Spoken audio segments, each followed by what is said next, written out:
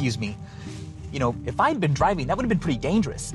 Every time you sneeze, your eyes close for about 1 second, which means if you sneeze while driving at, say, 70 miles per hour times 5280 divided by 60 divided by 60, you will travel about 103 feet with your eyes closed.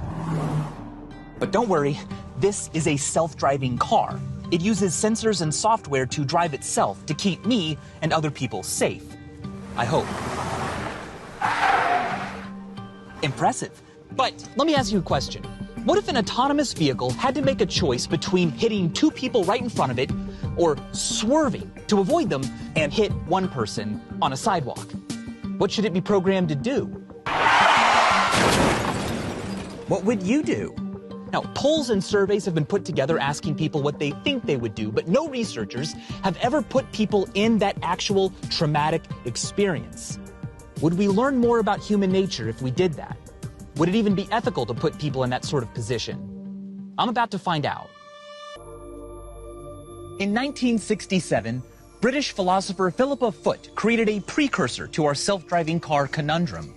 The famous scenario she came up with is known as the trolley problem. Imagine there's a runaway train hurtling down a train track. Directly ahead of the train, there are 5 people on the track. Now, imagine that you are too far away to help those 5 people. But right next to you, there's a lever that can divert the train onto another track. If you divert the train, the 5 people will be saved. But here's the catch. There's another person on the second track. Now, you're faced with a dilemma. You can either do nothing and the train will kill 5 people, or you can pull the lever and save their lives, but be directly responsible for 1 person's death. What would you do? When surveyed, most people say that they'd pull the lever and sacrifice 1 person to save 5. It's for the greater good. But how we say we'd act may not match how we'd actually act if the scenario really happened, with real emotions and real lives at stake. Any difference between the two would reveal who we are compared to who we want to be. But a comparison could only be made by doing what has never been done before, making the trolley problem real.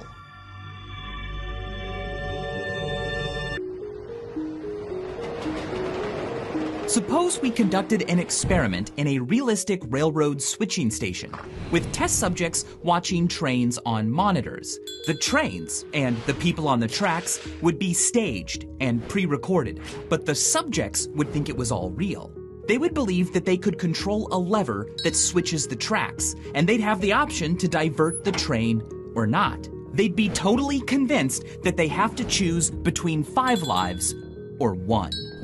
But wait. There's a greater good dilemma about doing an experiment on the greater good. By forcing people to truly believe they might kill someone, are we risking serious psychological damage to them? Yes, it might be beneficial to all of us to see what happens, but would those benefits be worth potential trauma to a few? To actually conduct a real-life trolley problem, I needed to make sure it would be ethical. So I sat down with behavioral neuroscientist, Professor Aaron Blaisdell.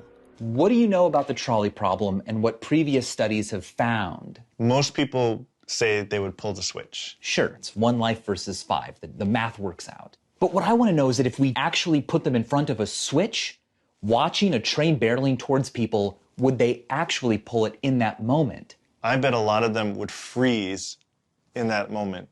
When you're afraid, I think that shuts down a lot of action. I'd like to find out.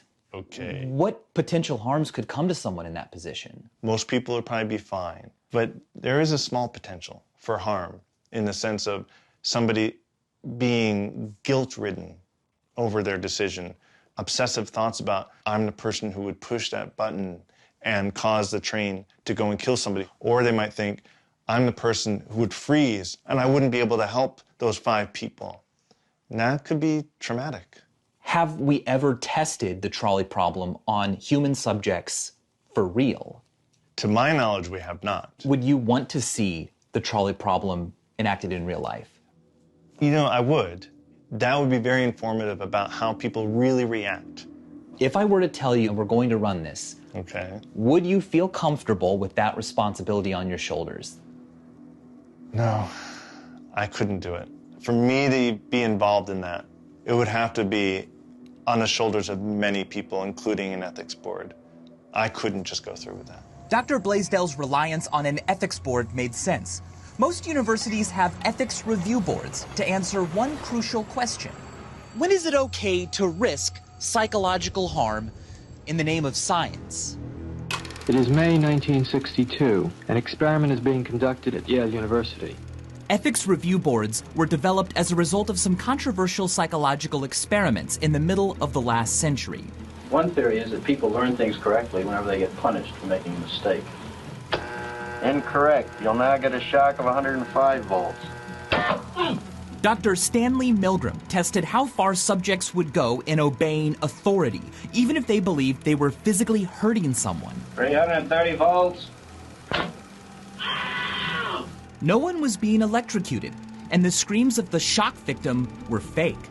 But the trauma that the participants suffered was very real. You have no right to hold me here. Let me out.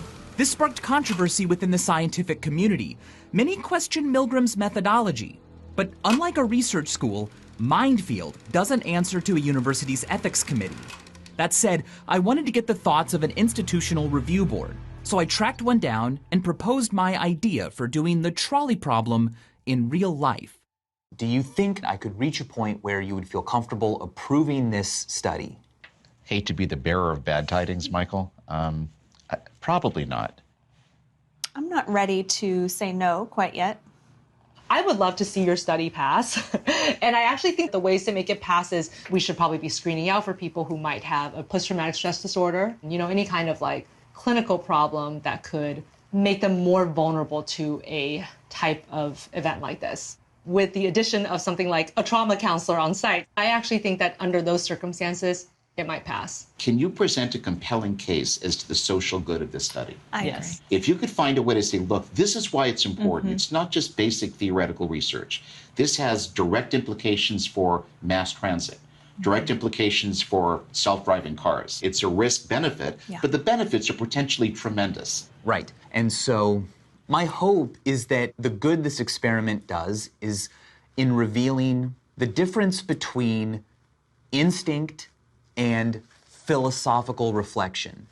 And I think that there could be an enormous benefit in learning the difference so that we can train people to act in the way that they wish they would. Yeah, That's interesting. that's a compelling argument. Yeah. Our next step was to find an expert who would be willing to guide me through the process of selecting our subjects in order to minimize psychological harm. So what should I be worried about? The worst would probably be post-traumatic stress disorder. And that's when they're going to be re-experiencing the trauma. They'll keep thinking about it over and over. And so to limit risk, you'd want to screen out people prone to a traumatic reaction. And then afterwards, do the debrief. That's the key to limit harm from happening.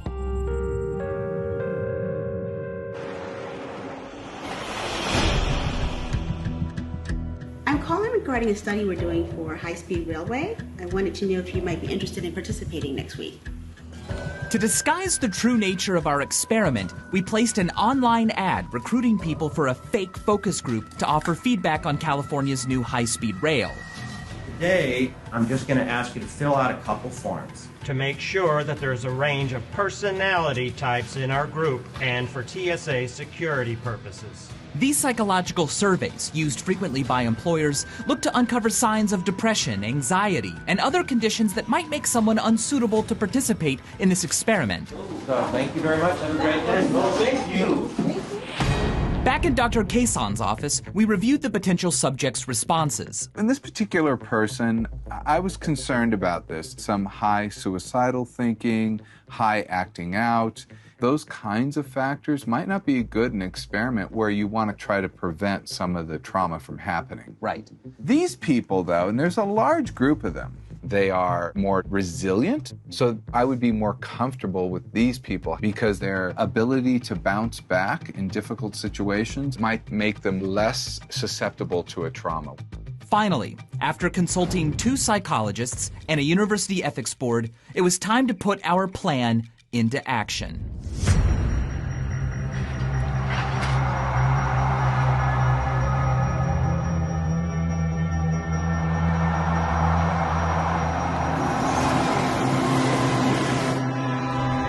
This is where we're going to physically create the trolley problem in real life. Not with a trolley, but with a train. Our subjects will sign in at this booth for our phony focus test, which will never actually take place. It's going to be a hot day for them. So we'll offer them, while they wait for the actual test to begin, the chance to sit inside this nice air-conditioned remote switching station. Inside, they'll meet a kindly train switch operator, supposedly an employee of the California Railroad Authority. The California Railroad Authority is real. Real fake. We invented this non-existent government organization to convince our subjects that everything here is real, including these monitors showing supposedly live shots of actual trains from different tracks all around the California area.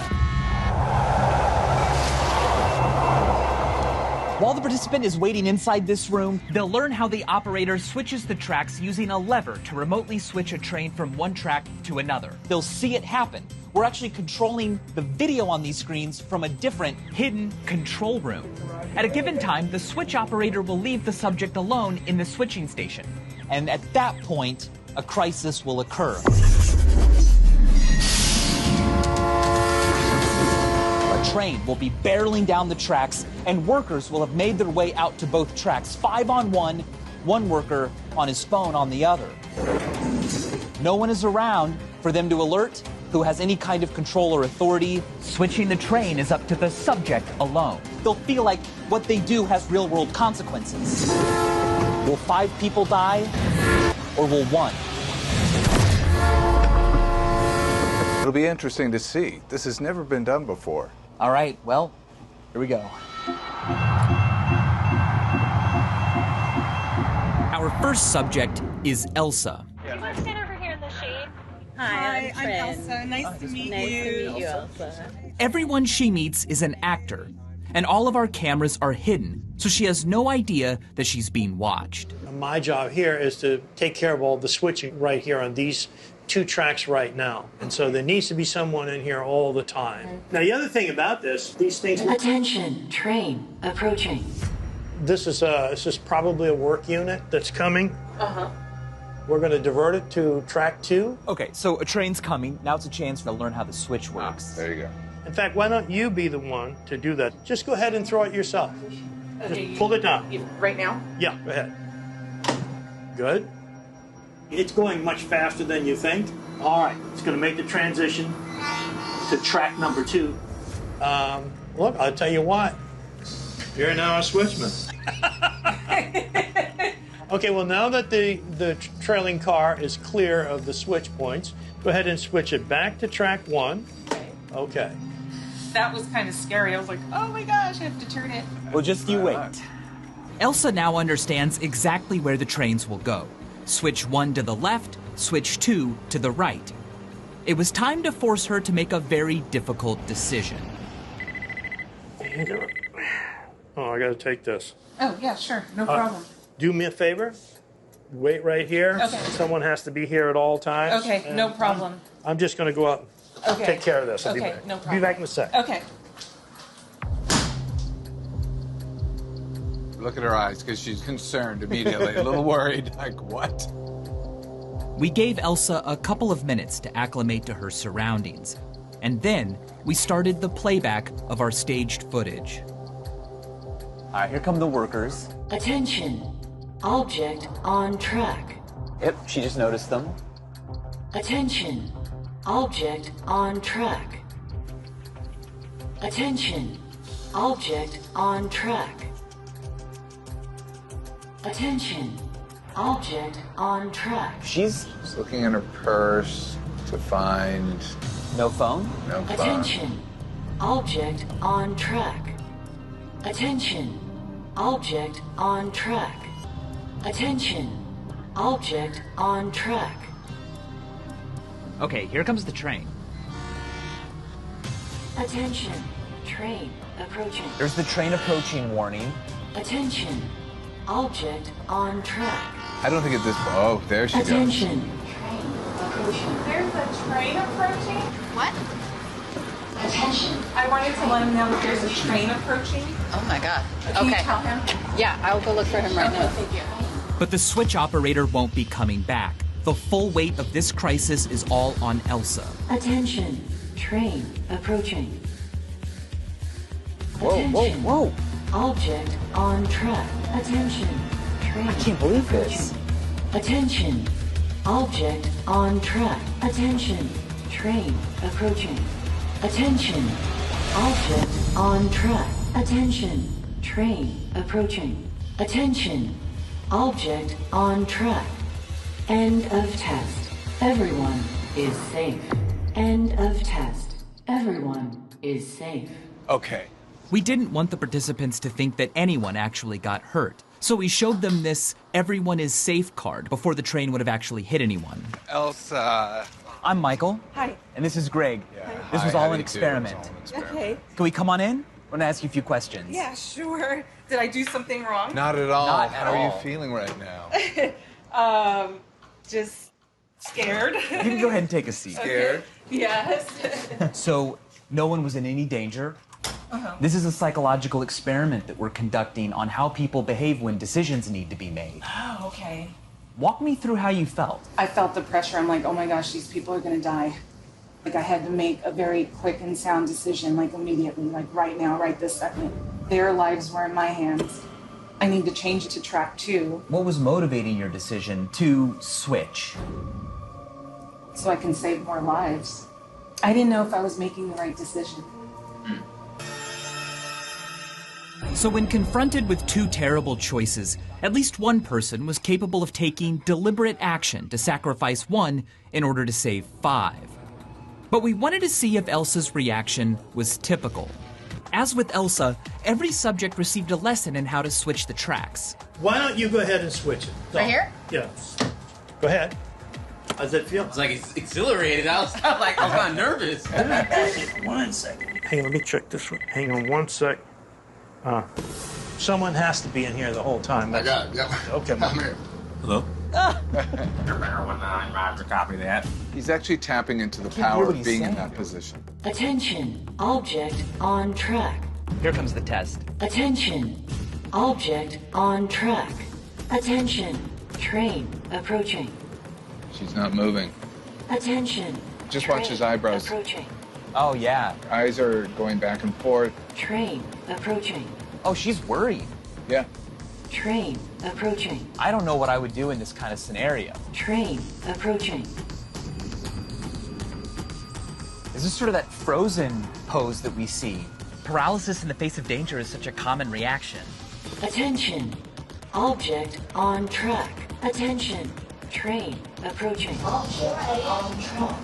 Even with the train seconds away, some are still looking for others to take control. I'll go try and find him. Okay. Attention. Train. She's singing. This is self-soothing there, yeah. Object on track. Attention. Train Not moving. approaching. Oh my gosh, wow. Okay. Is she gonna switch it? Train approaching. Attention. Object on track. Attention.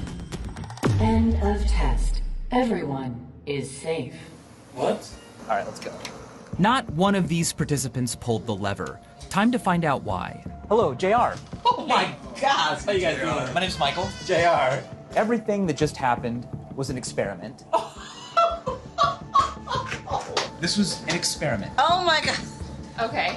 What were you feeling when you were watching that? Terrified. I just. I was feeling a little anxious and I saw the train coming. I'm like, oh my God. Yeah. Your heart is beating fast? Yeah, a little bit, yeah. Tell me what was going through your mind when you heard that first warning that a train was approaching. I thought about switching it, but then actually acting on it was a different thing. I kind of suspended my responsibility. Like, I didn't know what to do, so I was just like, oh, I better not, touch it because I don't know if I'll screw something up. The train probably had sensors. The workers would have noticed. I didn't want to touch the equipment. These are all forms of attribution, when an individual assumes that others are either responsible for taking action or have already done so. Both tracks had people on. Right, and I just didn't know who should live and who should die. Do I switch it? Do I not switch it? I mean, either way, someone's going to get really badly hurt. I didn't want that power. It was quite quite the test, I will say. It is quite the test. At this point, one subject had switched the tracks and 5 others had not. But we weren't done yet. Meet Corey. Here, have a seat. Much obliged, thank you. Let me see what this is. Okay, I'll be right back. Okay, got it. He's remaining engaged.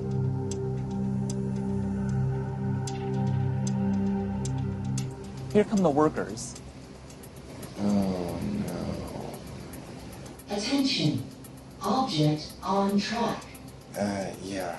So he realizes there's a potential problem. I think he's gonna go out. Attention. Train approaching. There's a train coming. Okay. Attention. Object on track. Yeah. Attention. Train approaching. Okay, he realizes there's no one there. It's urgent. Okay, so it needs to go to... Object on track. Okay, he's rehearsing what to do. Track. Attention. Oh, Train track to... Do they not know? Attention. Train approaching. I know. They should see this. Object on track. Attention. Train approaching. Attention. Object on track. Attention. Oh, my Object on track. Get out. End of test. Everyone is safe.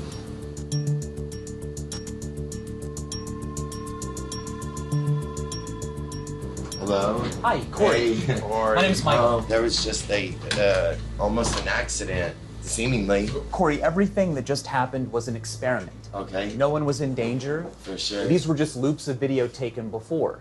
This is a psychology experiment looking at how people behave in various circumstances. Okay, yeah. So, tell me how you were feeling. Mainly a bunch of terror and responsibility because I was at the helm, and just horrified about making a decision between like 5 people compared to 1. It was very scary to say the least. It was scary. Yeah. Right. Oh yeah. What was going through your mind as the train's coming down the track? It was mainly to warn them. They're just What's coming up? What's coming up right now? You don't want to have to choose between people. Right. And that was really tough. Either like 6 families or 1 family. It was like, up to me, it felt like, yeah. It was interesting to me that you had such presence of mind. Yeah, look for help and make a decision. The one that everyone, if you ask them in a survey, says that they would like to be brave enough to make. Yes. We learned that there's a stark difference between what people think they would do and what they actually do when faced with a difficult moral dilemma. Instead of saving 5 lives, most of our participants did nothing. But is it wrong to freeze? Should people feel bad for being unable to act? Well, here's the thing. Freezing in the face of a threat is a behavior that can be found all over the animal kingdom. But we are the only animals that can study how we act, pontificate on how we ought to act, and program machines to do only that. To make progress in our study of the mind, we have to affect the mind, and that's not something that we should take lightly. Understanding who we are by taking ourselves to the limit comes with a risk. And as we've learned, that risk must always be balanced against the greater good. And as always, thanks for watching.